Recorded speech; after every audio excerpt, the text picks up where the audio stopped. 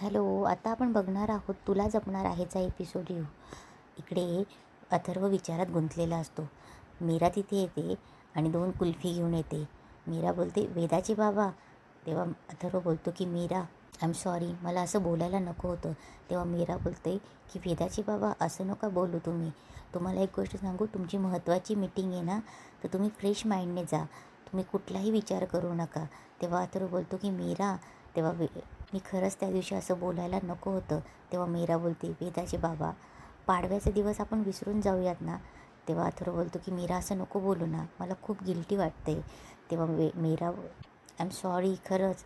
तेव्हा मीरा बोलते की अहो वेदाचे बाबा, कसं आहे ना, चूक माझीच आहे. मी नव्हतं असं बोलायला पाहिजे. मी उगाच पुढे जायचा प्रयत्न केला.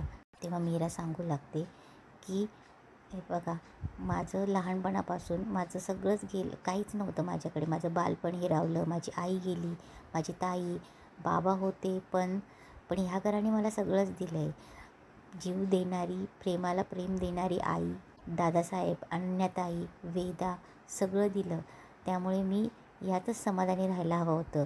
मी कसलीही अपेक्षा ठेवायला नव्हती हवी. माझंच चुकलं. आणि तुम्हाला सांगते, तुम्ही प्लीज या सगळ्या गोष्टींचा कामावर बिलकुल परिणाम करू नका. सोडून द्या जे झालं ते. आपण पहिल्यासारखं राहूया ना, जसं आधी राहायचं तसं. तेव्हा अथर्व बोलतो की मीरा. तेव्हा मीरा बोलते, वेदाचे बाबा, आपण जे झालं ते विसरून जाऊया का? तुम्हीही विसरून जा, मीही विसरून जाईल. तेव्हा अथर्व बोलतो की मीरा, त्या दिवशी मी जे बोललं तेव्हा मीरा बोलूही देत नाही. तेव्हा मीरा बोलते, वेदाचे बाबा, नको आपण तोच विषय परत बोलायला. आपण विसरून जाऊया. तुम्ही तुमची मीटिंग अटेंड करा. तुमची महत्त्वाची मीटिंग आहे. आणि हां, ती कुल्फी पण का, ती वितळून जाईल. आणि मीरा तिथून निघून जाते. अथर्वला पण खूप हर्ट झालेलं असतं मीराला बोलल्याबद्दल. इकडे मंजिरी आणि मायाच्या खोलीत असतात. तेव्हा माया तिचं घर, पसारा पडलेलं घर, एक कपडा उचलत असते आणि ती बोलते की मॅडम, मी तुम्हाला सांगते, ही मीरा आहे ना, हे मीराचं एकटीचं काम नाही आहे. हे मीराच्या सोबत नक्की घरातलं कोणीतरी आहे. कोण असू शकतं आहे बरं? कारण की मीरा हे एकटीने करणारच नाही. तसा पसारा मी तिच्या घरात केला होता ना, सेम तसाच पसारा माझ्या घरात केला होता. अनन्या असू शकते तिच्यासोबत. तेव्हा मंजिरी बोलते की अनन्या हे करणं शकत नाही. तेव्हा माया बोलते, मग कोण असेल? कोणीतरी तिच्यासोबत आहे. कारण की मीरा हे एकटं करणार नाही आहे. इट्स लाईक रिवेंज घेतं आहे कोणीतरी. तेव्हा मंजिरी मनात बोलत असते की हिला कसं सांगू की हे अंबिकाशिवाय दुसरं कोणी नाही आहे. हे अंबिकानेच केलं असणार आहे, पण मी मायाला ते नाव नाही सांगू शकत आहे. तेव्हा माया बडबड करत असते की मॅडम, सेम टू सेम तसाच पसारा मला तरी वाटते की कोणीतरी आहे. तेव्हा मंजिरी बोलते की कोणी नाही माया, ती मीरा एकटी तुला वरचढ चढते. तेव्हा माया बोलते की नाही, मग कोणी नाही तर मग एक कोणीतरी असू शकते. कोणीतरी आत्मा, काही भूत. तेव्हा मंजिरी तिच्यावर चिडते आणि बोलते की माया, तुझे डोक्यातले विचार बाजूला ठेव आणि उद्याचा विचार कर. तेव्हा माया बोलते, उद्या काय? तेव्हा मंजिरी बोलते की उद्या मीराला मारायचं आहे. इकडे मीरा अथर्वची बॅग भरत असते. तेव्हा तिथे अंबिका येते आणि अंबिका बोलते की मायाला अशी अद्दल घडवली ना मीरा, मी तिला वाटायलाच पाहिजे की चांगली मज्जा गेली तिची. तेव्हा मीरा बोलते, जाऊ दे ना ताई, काय फायदा आहे? तेव्हा अंबिका बोलते की मीरा, तू हे काय बोलतेस? अगं, तिने तुझी आणि अथर्वची पेंटिंगसुद्धा तिने पाडली होती आणि तू काय केलंस? तू ती उचलून उलटी लावली. तेव्हा मीरा बोलते, उलटी लावू नको, मग काय करू ताई? जे नातंच नाही आहे ते मिरवण्यात काय अर्थ आहे? मीरा कपड्यांची आवरावर करत असते. तेव्हा अंबिका बोलते, मग जे नातं नाही आहे ते मिरवण्यात असं म्हणतेस तू? मग हे का करतेस तू? अथर्वची बॅग का भरतेस तू? तेव्हा मीरा बोलते की ताई, मी अथर्वची बायको जरी नसली तरी मीराची आई आहे आणि त्या नात्याने मला हे सगळं करावंच लागेल ना.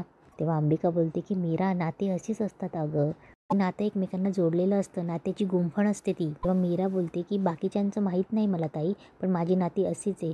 काही नाती सोडली ना तर बाकी नाती मी फक्त कर्तव्य म्हणून निभवणार आहे. तेव्हा अंबिका मीराला समजत असते की मीरा, अथर्व पाडव्याच्या दिवशी जे काही बोलले ना, ते फक्त त्यांचं माझ्यावरती प्रेम आहे म्हणून, सॉरी, त्यांना माझी आठवण येते म्हणून. कारण की माझ्यापेक्षा जास्त कोणी आपल्यावर प्रेम करू शकतं हे त्यांनी कधी विचारच नाही केला अगं. पण हे बघ, त्यांचंही तुझ्यावर प्रेम आहे. तू व्यक्त केलं आहे ना, बघ एक दिवस तेही व्यक्त करतील. तेव्हा मीरा बोलते की मला नाही वाटत ताई. तेव्हा अंबिका बोलते की अगं बघ तू, एक दिवस अथर्वांनाही तुझं प्रेम कळेल. तेव्हा मीरा बोलते की ठीक आहे ताई, जेव्हा असं होईल ना तेव्हा ही पेंटिंग मी स्वतःच्या हाताने सरळ करेल, पण आता माझ्यासाठी हा विषय संपला आहे. इकडे मीरा मीठ आणि मोहरी वाटीत घेते तेव्हा वेदा बोलते की आई, हे मीठ आणि मोहरी का घेतली आहेस? तेव्हा मीरा बोलते की वेदा, आता मी तुझी दृष्ट काढणार आहे आणि मी दृष्ट काढेपर्यंत कोणाशीही बोलायचं नाही, ठीक आहे?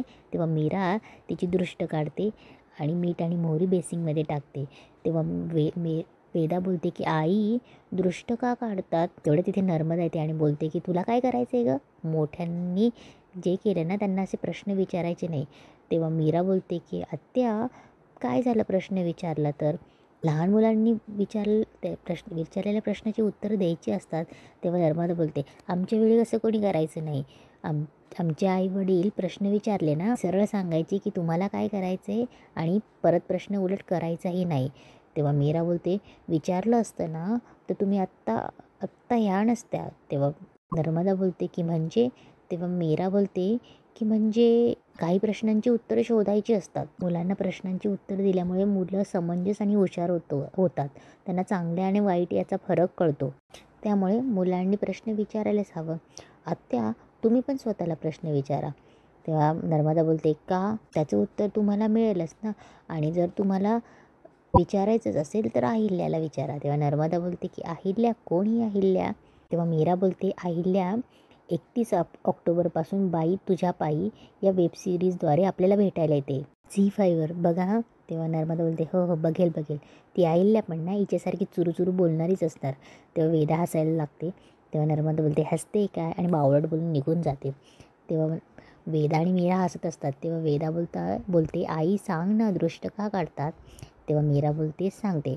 वेदा, मीठ असतं ना ते आपल्याकडच्या असं म्हणतात की आपल्याकडची वाईट गोष्ट ते खेचून घेतं. म्हणजे तुम्ही म्हणतात ना ते इन्फेक्शन. आता बघ, तू एवढे फटाके फोडून आलीस, मग आता तुझ्या अवतीभोवती ज्या वाईट गोष्टी असतील ना त्या निघून जाणार. इकडे अथर्व हॉलमध्ये बसलेला असतो आणि विचार करत असतो. त्याला सारखं ते पाडव्याचा दिवस आठवत असतो.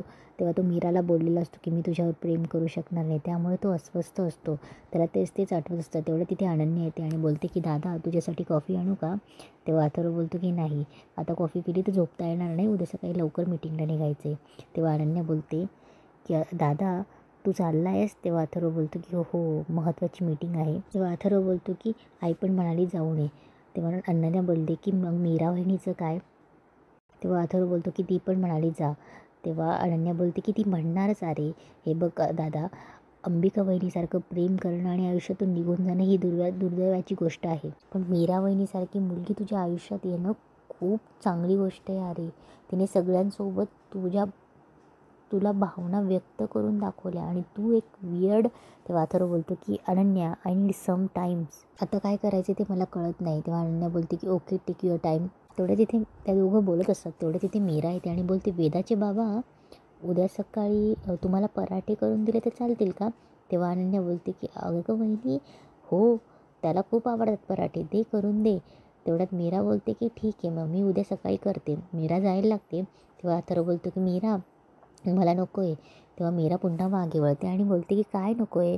तेव्हा अथर्व बोलतो की पराठे, तिकडे जेवण असेल मी करेल दे. तेव्हा मीरा बोलते की कशाला बाहेरचं जेवण जेवतायत, मी करून देते ना, आणि आता तुम्ही झोपा. तेव्हा मीरा पुन्हा जायला लागते, पुन्हा मागे वळते आणि बोलते की गुड नाईट अनन्याताई. तेव्हा अनन्या पण गुड नाईट बोलते. तेव्हा मीरा किचनमध्ये जाते, आवरत असते. तेव्हा अथर्व अनन्याला बोलत असतो की बघितलंस, एवढं सगळं झालं तरी किती नॉर्मल वागते ती, याचीच भीती वाटते मला. तेव्हा अनन्या बोलते, दादा, अरे प्रेम करते ती तुझ्यावर. तेव्हा अथर्व शांतच होतो. इकडे माया झोपेत Atharva I love you, Atharva I love you अशी बरमळत असते. तिथे अंबिका बी आलेली असते. तेव्हा माया बरमळत असते की बरं झालं तू तिचं प्रपोजल एक्सेप्ट नाहीच केलंस, अशी तिची लायकी नाही आहे. तेव्हा अंबिका बोलते, तुझी लायकी आहे का या घरात घरायची? मीराची लायकी काढतेस? आता फक्त मी अथर्व आणि मीराचं नातं सुरळीत होण्याची वाट बघते, नाहीतर. तेव्हा अंबिकाला एक आयडिया येते आणि तिथून ती चुटकी वाजवते आणि तिथून माया गायब होते. इकडे अथर्व झोपलेला असतो पण विचारातच असतो. तेव्हा अथर्व मनात बोलत असतो की एका गोष्टीमुळे सगळंच बदललं आहे. मीराशी बोलायला, तिच्याकडे बघायला पण गिल्टी वाटायला लागले. नाही, पण तिची समजूत काढायला हवी. इकडे मीराही झोपलेली नसते. दोघा साईडला तोंड करून झोपलेले असतात. मीराही झोपली नसते. मीराला सारखं तेच आठवत असतं की मी प्रेम एकदाच केलं आहे आणि करत राहणार आहे फक्त माझ्या अंबिकावर. हे सगळं मीराला सारखं सारखं पाडव्याच्या दिवसाचं आठवत असतं. तुझ्यावर प्रेम करू शकणार नाही. इकडे अथर्वला आठवत असतं. मीरा बोलते पाडव्याचा तो दिवस विसरून जाऊया का, आधीसारखं वागूया आपण. तेव्हा अथर्व एका कुशीवरून दुसऱ्या कुशीवर होणार तेवढ्यात तो वेदाला बघतो. वेदा जागीच असते. तेव्हा वेदा बोलते की बाबा झोप येत नाही आहे. तेव्हा अथर्व बोलतो की तेव्हा वेदा बोलते की बाबा आई पण झोपायचं नाटक करते, तू बोल ना तिच्याशी. तेव्हा अथर्व बोलतो की मी उद्या बोलेल आईशी. तेव्हा वेदा बोलते की नाही बोल ना, आत्ता बोल तू, हवं तर मी आत्याच्या रूममध्ये जाते. तेव्हा वेदा उठते. तेव्हा मीरा पटकन उठते आणि बोलते वेदा. तेव्हा अथर्व पटकन कुशी चेंज करतो. तेव्हा मीरा बोलते वेदा कुठे चाललीस. तेव्हा वेदा बोलते की आई मला इथे झोपायला अडचण होते, मी आत्याच्या रूममध्ये जाते. तेव्हा मीरा बोलते की वेदा अगं अनन्याताई झोपल्या असतील तसंही, आणि एक काम कर तू झोप इथे, मी जाते. तेव्हा वेदा बोलते नाही आई तू इथे झोप, मला इथे झोपही येणार नाही, मी जाते. पुन्हा मीरा तिला अडवते. तेव्हा मीरा बोलते वेदा असंही तुम्हाला दोघांचं आवरून द्यायला मला सकाळी लवकरच उठायचं आहे आणि तुला पिकनिकला जायचं आहे की नाही, बाबा तुला सोडतील, मी आहे तिथे, तू छान झोप, तुला झोप लागेल. आणि मीरा तिथून उठून जाते. तेव्हा मीरा जायला लागते तेवढ्यात अथर्व उठतो आणि बोलतो की मीरा काय करतेस. तेव्हा मीरा बोलते वेदाला इथे झोपायला अडचण होत होती, म्हणून मी तिथे जाते. तेव्हा मीरा उठून त्या चेअरवर जाते आणि तिथे झोपते. तेव्हा अथर्व आणि वेदा एकमेकांकडे बघतात. तेव्हा वेदा अथर्वच्या खांद्यावर हात ठेवते आणि बोलते इट्स ओके. मीरा झोपलेली असते. अथर्व तिच्याकडे बघत असतो आणि इथेच आजचा एपिसोड संपतो.